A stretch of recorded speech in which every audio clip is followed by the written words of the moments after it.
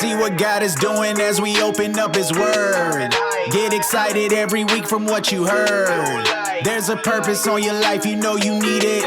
The Son of Man is coming back, better believe it. So get ready for the sermon hype, sermon hype, sermon hype. So get ready for the sermon hype, sermon hype, sermon. Get ready, get ready. What's up, everybody? Welcome back to our Sermon Hype video. This week we are coming out of FOMO faith and we are going into FUGAZI faith. And if you don't know what that means, I'm not going to tell you. Sammy's going to tell you, so stick around for a little bit for that. But before we get into that, I want to go back, kind of like we did last week, and talk about FOMO faith and some things that came up and questions that we had from that sermon. So the first thing that we brought up is, let me take a look at my notes here too. Oh, limitations that we have put on our faith. And I felt like that was a really profound statement that you had mentioned, and we kind of just moved right over it. And I thought that's something that if we took the time to really identify those in our own life, it could actually really further us in our walk and in our faith on a daily level. So I kind of wanted to touch on that just a little bit if you wanted to add on that point. Sure. But the limitations actually fit really well into the fear of missing out, because a lot of times we make options for our faith because we're scared of what people might think about it. Right. We're scared to change our lives and to really be transformed like Jesus really lives inside of us because of what people might think of us, right, or how we might look to society. That's our biggest limitation. The other part is sometimes things don't work out the way we think that we are, the way we think they're supposed to, or the way we think God should make it work out. Right. And so we lose trust in that. And we're thinking, well, maybe there's something wrong with me. But that's not where you can't limit your faith to that.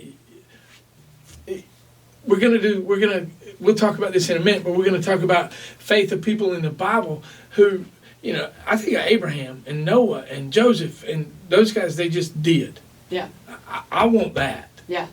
And I think too, like for me, when you said it, I was thinking about like, what are my own faith blockers? Like what keeps me from achieving that type of faith? And like, just on a daily level, I mean, like my phone, social media, my friends, my, music, just things that I'm into that, can distract me easily from God. And one of the things that I noticed too is like sometimes, kind of what we mentioned on Sunday is like, how do you know if God put His stamp on it? Well, sometimes it's hard. And sometimes when we feel strongly about something, we're like, oh yeah, this is God. Like we kind of put our own stamp on it and then hope that God's going to put His stamp on it. And so you're trying to pursue something that's godly and that's going to, fill the kingdom, but then really it's like you're filling yourself at the same time, and it's like, wait a minute, I think this might not be the direction, we're trying to go. And so that was something that I kind of looked at and identified as my own faith blockers. And, I just thought that was something that each and every one of us should kind of take a second to look at our own lives and just think, like, what could be holding me back from achieving that type of crazy faith? So. Well, in today's society, the biggest thing is anxiety. Oh, yeah. I get anxiety about everything. Yeah, I remember even when we started doing some vacation Bible school stuff, and we would have people go up to people's door and say, hey, look, we're having vacation Bible school this week. Hives. Yes, people get crazy about that. But all you're doing is just sharing the good news. God's given you the ability to speak. Yeah. He's given you the opportunity to go. Why would He hold you back from being able to say, hey, look, you want to come to Bible school this week? We'll pick you up. But all kinds of little things like that. Yeah. We get anxiety because we're afraid that people might reject us. We're afraid that people might see us as weird or odd or strange. Yeah. But we don't want people in society to think about us like that. But we do want to, but yet we say, I want to be transformed. God, I'll go 1,000,000 miles. Right. I'll walk with you wherever you want me to go. Yeah. Except there.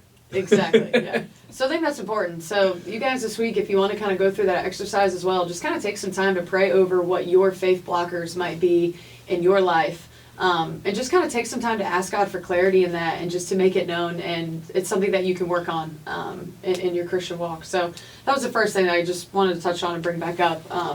Second thing is, okay, we were talking about Samuel, right, and Saul. Those were our two characters that we're talking about. Yes. And he was supposed to wait 7 days, and they were going to do the burnt offering and the whole story. Well, 7 days comes, he doesn't show up. That's the whole thing. And it really spoke to me because I was sitting there thinking, well, dang, if he didn't show up in 7 days, I might be questioning too, like God said, you know?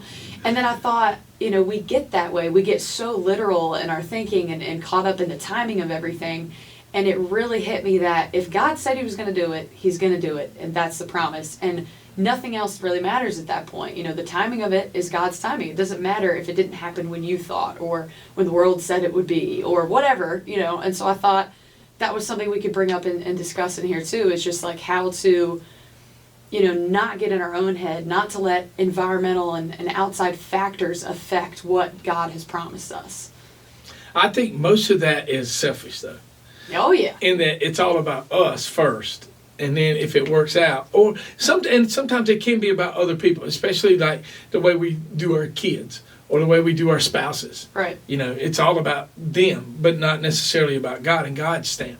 And I think that the other thing is fear. I mean, Saul was scared.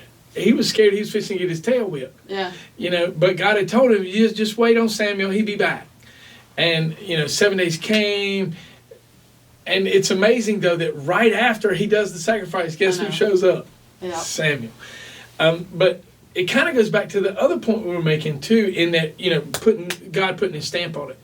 A lot of times we do things, then we hope God puts his stamp on it. Yep. But if it fails, then guess what? Yeah. God didn't put his stamp on it. But our faith wasn't in God's stamp in the first place. Yep. Our faith was in our stamp and God blessing it. It kind of reminds me of the, what's the saying where they're like, do it and ask for forgiveness later instead of like asking. And that's kind of how we are, you know? Ask for forgiveness, not permission. Yeah, and it's kind of like, you know, even the little things in life, we should still be asking for permission before proceeding, kind of a thing, you know? Sure. And like you were saying, the big things, that's easy. That's easy to go to God and ask for guidance. But like the little things, you know, we should be doing that in those too. And and I know through this Lent season, that's one of the things that I've done.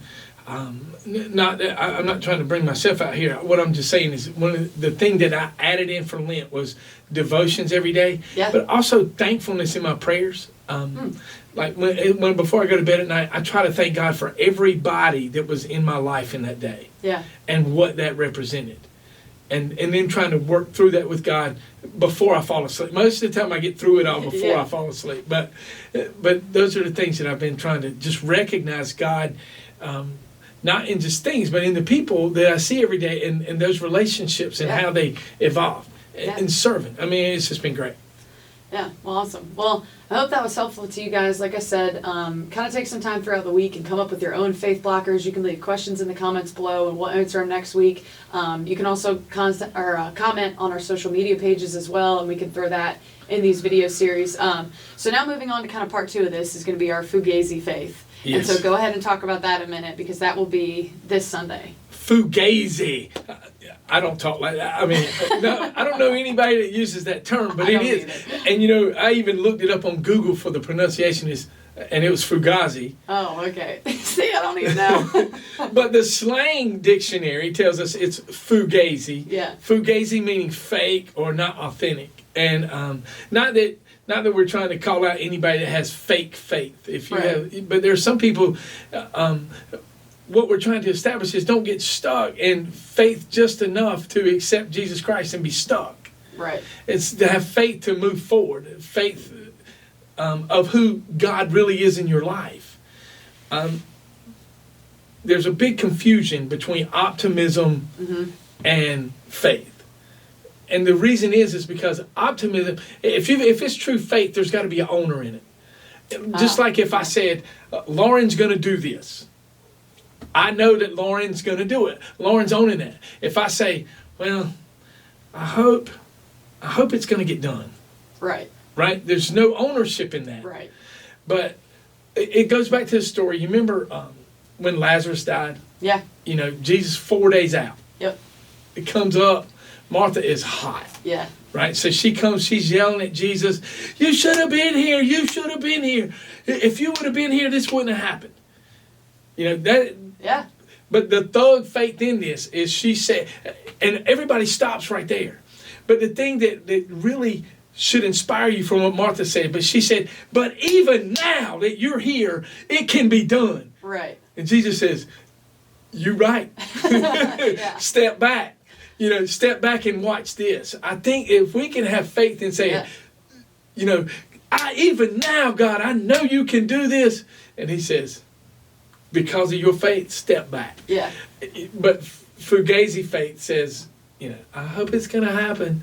Right. And the way that you can tell the difference, and we'll talk more about this on Sunday, is that FUGAZI faith won't work. They just hope, sit back, wait on it to happen. They won't love, because crazy faith is the only faith that loves. Love that never fails. Keeps no records of wrongs. Yep. That's true. That's crazy faith love. Yeah. FUGAZI faith love does not. They talk about it but won't do anything about it. And the other thing is FUGAZI faith won't give. Ah. It's not. They talk about it. Right. But they don't do it. We'll talk a little bit more about if you don't have love, you're lost like the gates, clanging cymbals. That's kind of where we're going Sunday night into the Bible. But I'm excited because I want us to get out of this fake, not authentic, and say, God, I know you can do it. You didn't do it when I wanted you to do it, but even now, I'm the child of the Most High God. I was telling you earlier, one of these days, because my God owns the cattle on 1,000 hills. I'm the prince. I will be the lender and not the borrower. Yeah. Woo! I know, right? Yeah. I'm excited. I'm excited. All right, well, we're going to end it right there. I hope that this has been helpful to you guys. And like I said previously, please comment on these. Drop what you want to hear. This is something that has really helped us grow as individuals. And this series has been totally transforming, I know, for my faith. It has really helped me reflect and, kind of dive deeper into what I'm doing. And so I think that if you guys have something you want to hear, if you have topics or things you're struggling with, you want us to dive in deeper, we'd be happy to do that. And so make sure you comment, subscribe to our page, like us, all the things. And so, as always, God is good. We'll see you next time. Peace. We out. On top, leaping, glopping, go. Okay. All right. I got something to say. It's better to burn out than fade away. All right, well, we got sound. Def Leppard. All right, you ready? Yep.